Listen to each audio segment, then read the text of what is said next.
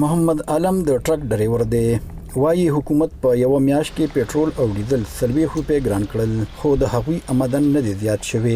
دی وايي د وړاندې نه د خپل بچو د خوراک ضرورتونه نشي پوره کولی او په موټروي ترنه ټیکسونه هم زیات اخیستل کیږي او د ډیزلو د زیاتو بیو له وجې د روزګار په تړلو مجبور شوی دی. کورونو کې دغه راخلي صادره او سمزه نه کوي اسی اړې ته کینو کې لا اله الا الله محمد رسول الله چې 17 دن زدي اړې ته لاړم رالم ما سره دغه چینچانو هغه خرچم نه و چې مونږه چینچانو کریانه برداشت ولې چې موږ دوه کسان زور ازو کنه 4-500 روپے ورځ زموږ دلته لګي. دوه ورځې وړاندې د پاکستان وزارت خزانه پېټرول 19 روپے 50 روپے لیټر او ډیزل 60 روپے لیټر ګران کړی وو. د دې وړاندې د اگست په لومړۍ نیټه د پېټرول او ډیزل په بیو کې 60 روپے لیټر اضافه شوی و. د گاډو مالکان وايي باید مرکزی حکومت دغه خپل فیصلې ته بیا کتنه وکړي. بس پرځ چې کوم دی ډیزل ګرانیږي او په دې میاشت کې دوه پیری میاشت لانه پورا په پهله تاریخ باندې ګران شو، بیا واپس چې کوم دی په 15 تاریخ باندې 20 روپے ګران شو، لکه 40 روپے په 1500 کې ګران شو.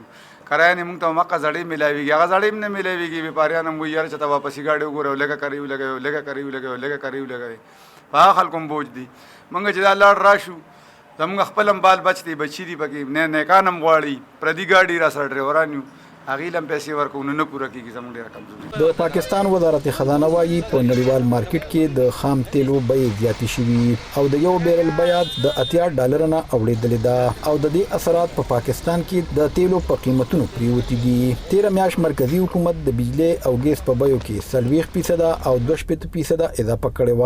سوداګر وايي په پاکستان کې د سود د زیاتې شرې له امله کاروبارونه د وړاندې نه اغیزمن دي او د توانایي د زیات قیمتونو سره به کاروبارونه ودرېږي او بیروزګاری به زیاته شي. زه په دکان کې ناست یم او کاروبار کوم، زما کاروبار کریانه دی او که فرج دی او که بل دی، تاسو ته تاسو کې وینن چې کم خرید تاسو کې سبا پاغي کولای شي. انتهایی بر حالات دی او د نگران حکومت دراتلو سره یو بهترینه توفاقی بیا ورکړه ډیزل او د پېټرول په نرخ په موږ وی دی خو په کې کوشش وکړو چې گزاره وکړو. حالات د خلکو د پاره د عام خلکو د پاره د میډل کلاس خلکو د پاره دې تباکون دی په دې وخت. سوداګر وايي د وړاندې نه په پاکستان کې صنعتي پیداوار کم شوی او د تیلو د زیاتو بیو سره په پیداوار خرڅونه نور هم زیات شي. د پاکستان د شماریاتو اداره وايي د ګرانې شرح د 10% نه زیاته ده او په دې کې نور هم د زیاتوالي امکان دی. ریاض حسین، وایس اف امریکا، ډیوا، مردان.